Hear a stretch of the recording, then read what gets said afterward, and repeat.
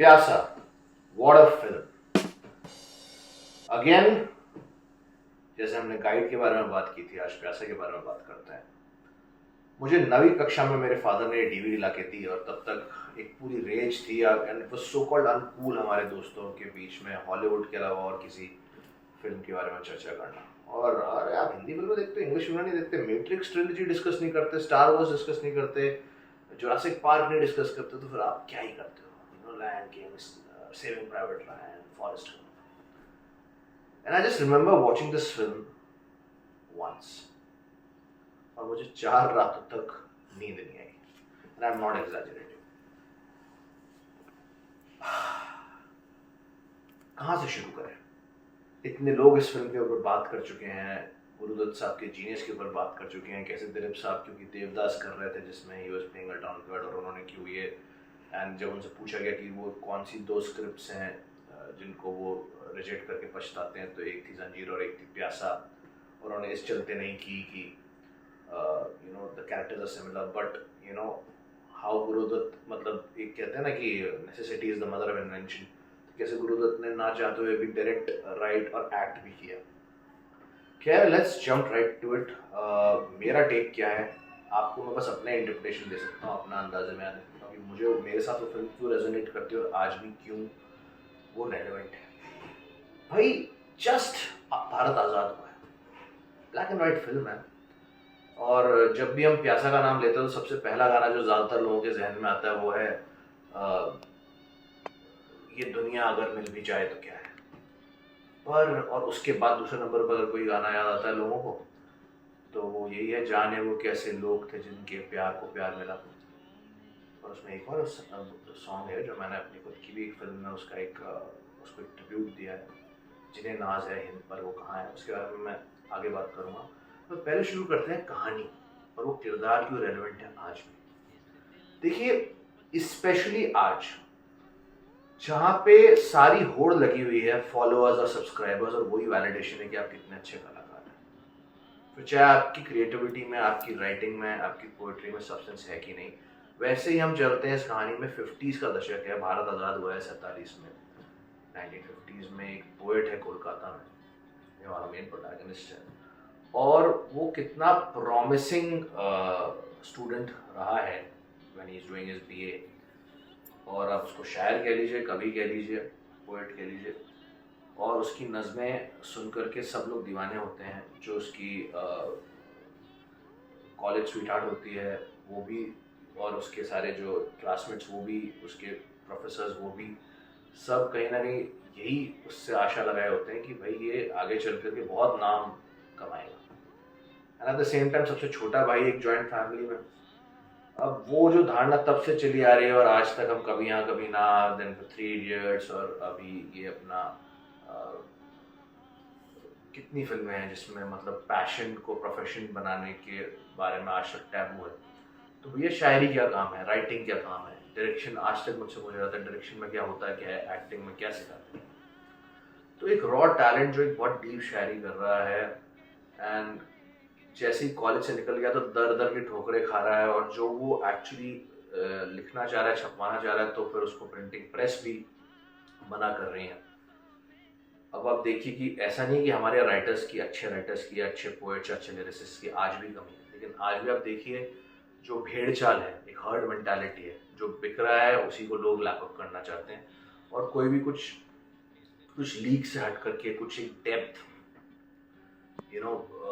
जो कुछ societal commentary करे, और सिर्फ बस जाम और प्याला और आइटम सॉन्ग या glorification and of objectification of women and glorification of alcohol and partying and drug this that, वो ना कर करके कोई सच में मुद्दे की बात कर रहा हो, सच में एक राष्ट्र के तौर पे, एक समाज के तौर पे हम कैसे बेहतर हो सकते हैं, तो वैसे राइटर्स आज भी, लेकिन उनको मौका नहीं मिलता इतनी आसानी से। तो अभी रिसेंटली धुरंधर बहुत अच्छा एग्जाम्पल है, लेकिन उस इंसान की भी आप बैक स्टोरी देखें, डायरेक्टर की आदित्य धर की, तो सलाम है। तो खैर, कमिंग बैक टू प्यासा, हमारा कैरेक्टर उस जमाने में भी स्ट्रगल कर रहा था, और वैसे लोग जो सच्चे और अच्छे और दिल से लिखना चाहते हैं और दिल से लिखते भी हैं, उनको अपने जीते जी सराहना नहीं मिलती। वो धीरे धीरे, क्योंकि वो लाइफ में अनसक्सेसफुल होता जाता है, क्योंकि पैमाना पूरा सक्सेस का यही है कि भैया आप पैसा कितना लाते हो, अगर आप लिखते भी हो तो वो छपता है कि नहीं, छपता है तो वो बिकता है कि नहीं। तो उसकी कोई छाप नहीं चाहता, छाप में उसको जो लोग एक्सपेक्ट कर रहे हैं वो कुछ बी ग्रेड, कुछ घटिया, कुछ वल्गर लिखे, सेक्स एंड वायलेंस बिकता है। और ये सब 50s की बात हो रही है। फिर एक कोर्टिजान है, Sonagachi, the biggest red light area of Asia.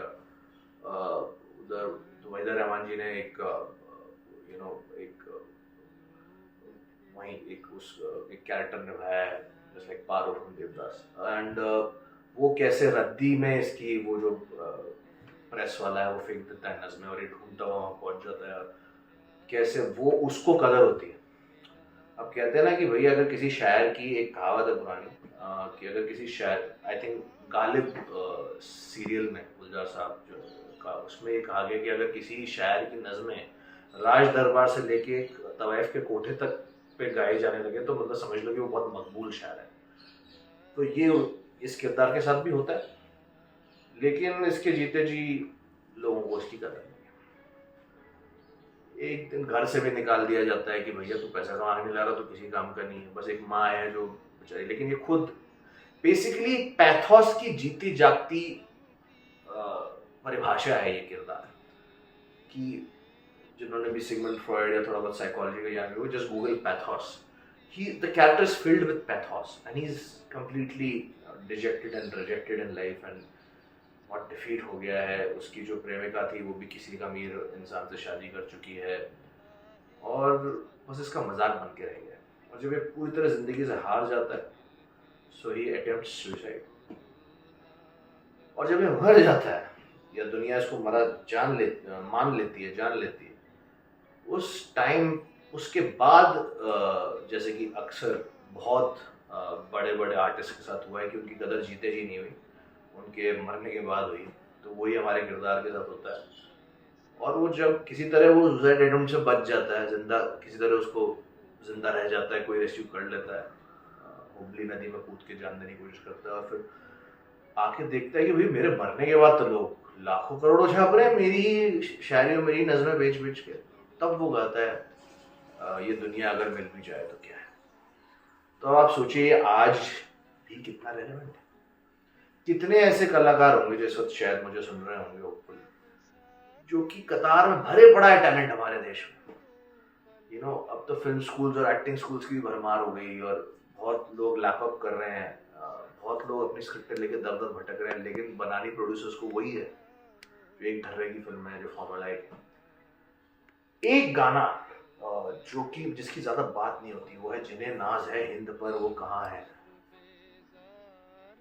आप देखिएगा उस गाने को, सोनागाची रेड लाइट एरिया के बीच में से बस वो चलता जा रहा है in a drunken state and just looking at the miserable state की आज़ादी के लिए कितनी लड़ाई लड़ी और क्या क्या सपने हमने देखे, हमारे क्रांतिकारियों ने क्या क्या सपने हमें दिखाए, और हम आज आज़ादी के कुछ ये 10-12 साल जितने भी हुए उसके बाद भी हम कहाँ हैं और आज भी हम कहाँ हैं।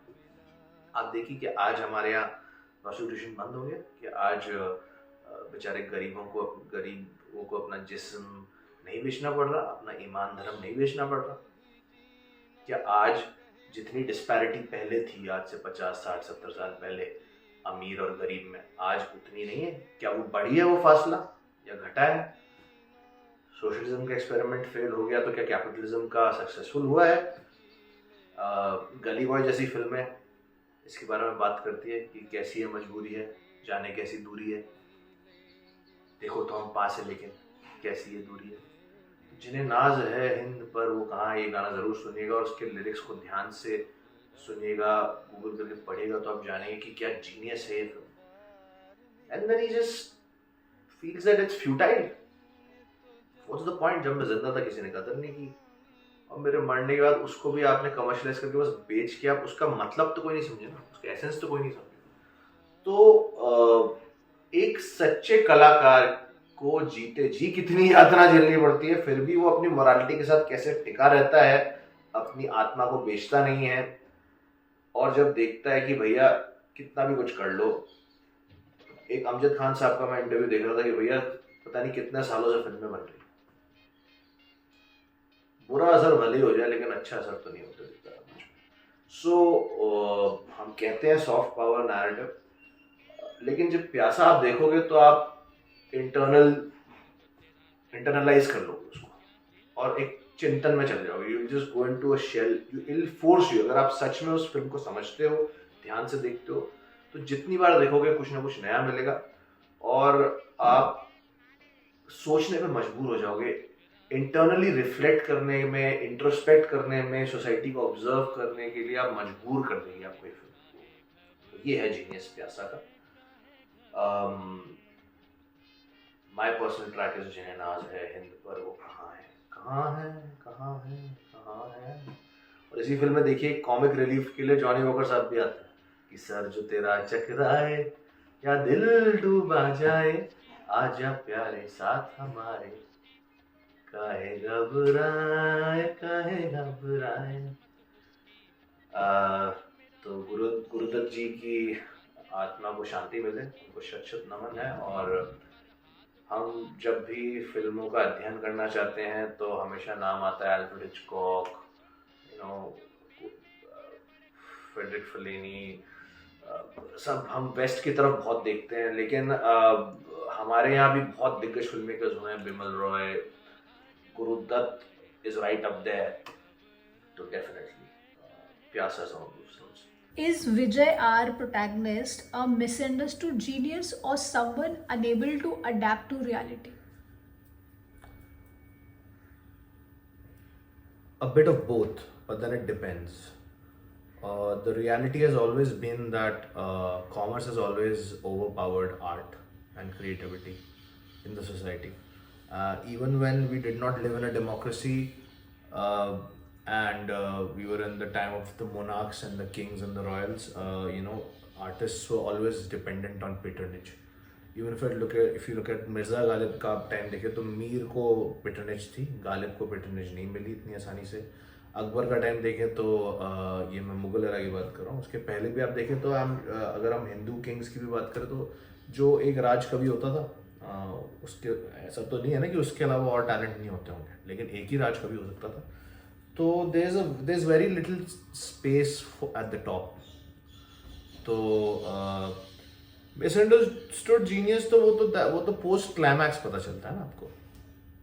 तो इस सवाल का जवाब जानने के लिए आपको ये उस तरह की फिल्म है कि बहुत सब्जेक्टिवली आप हर इंसान इस फिल्म को देखेगा और हर किसी का अपना एक टेक अवे होगा उससे। Does Gulabo the courtesan love Vijay the person or the pain and poetry he represents? Initially because see, till the time you've not met a person, and we are talking about an era जहाँ पे ये social media वगैरह, तो आप ये नहीं, अभी तो आप किसी में इंटरेस्टेड हैं या किसी आपने पोस्ट देखी अच्छा इसने लिखा तो आप फटाक से विकीपीडिया गूगल कर लेंगे। दिस इज एरा इसने सिर्फ नज़में पढ़ी हैं, तो she can only imagine and romanticise as to ये इंसान कैसा होगा, कैसा दिखता है, कैसे बोलता होगा। तो जब तक वो उससे मिलती नहीं तो I think she is in love with the idea of the poet, you know, that the man who is written such beautiful poetry must be a really wonderful person. And when she meets him and interacts with him and empathizes with his pain and pathos, उसके बाद I think उसको जब व्यक्तिगत रूप में पहचानती है, जानने का उसको मौका मिलता है, तो फिर then she falls in love with the human being also. Is suffering essential for artistic greatness or is it a romantic illusion? Oh my God, this is an eternal question.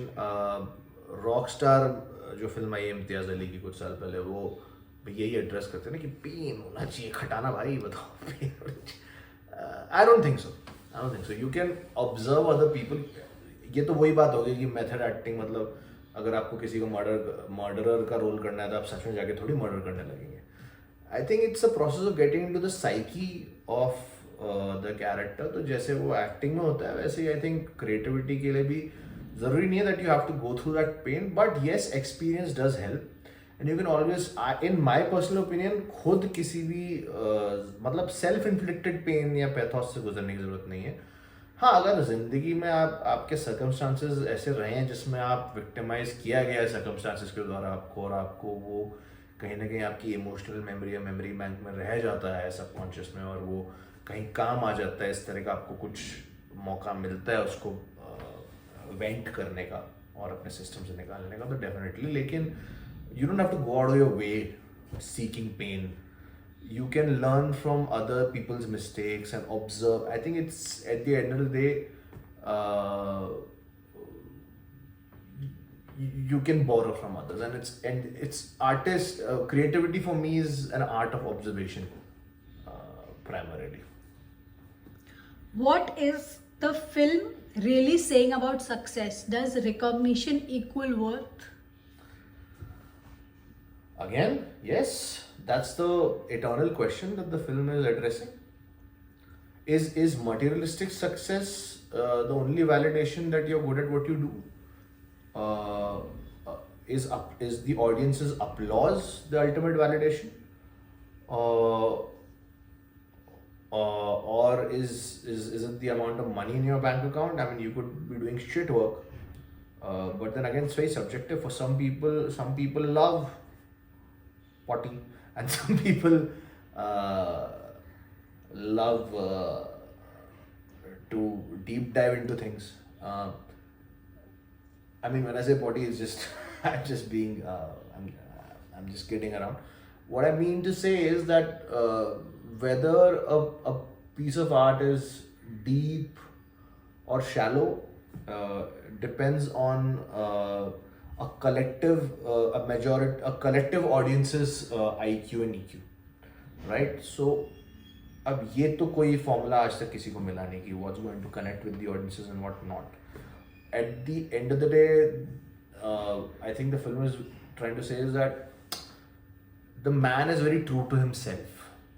He is saying what he wants to say, and maybe the audiences wasn't ready in the first half of the film, but in the latter half, probably the audiences acknowledge that, oh man, what a genius he was. So it depends. I think you have to find your audience, and eventually you will, if you're good at what you do and if you keep at it. I think that's what the film is saying. But then again, the parameters differ, and as I said in the beginning, when you asked me the first question, that this is one film that you'll have to watch for yourself, and you will get your own answers when you introspect. Why does society value Vijay only after believing he is dead? I guess because see, it's not that he was not trying to sell his poetry, or probably he was not very good at selling himself. Just like a lot of people are really good at what they do, but they're not very good at selling themselves. I believe I'm one of them. I'm not saying I'm very good at what I do, but I think the validation has to come from the audiences. But I think he does not have the art, our character Vijay, of selling himself, or trying to convince people and sweet talk them into accepting what he's trying to put out there. Maybe that's why when after his death, there's a certain enigma that gets, and certain amount of mystery that gets created, and also his erstwhile lover, who's now married to this rich tycoon, she also decides to take the onus. She takes the onus upon herself, and she takes the initiative to and the amount of money that is required to publicize on that scale. She and her husband can afford that. So probably that also provides a platform for Vijay's poetry to shine. Maybe that could be one of the reasons. And also लोगों को हमेशा curiosity रहती है ना कि अरे यार ये मरने के बाद ये है कुछ अजीब सा है कि जीते जी बहुत सारे बड़े बड़े महान कलाकारों की कदर नहीं हुई है, और मरने के बाद उनको पेडिस्टल पे बिठा दिया गया.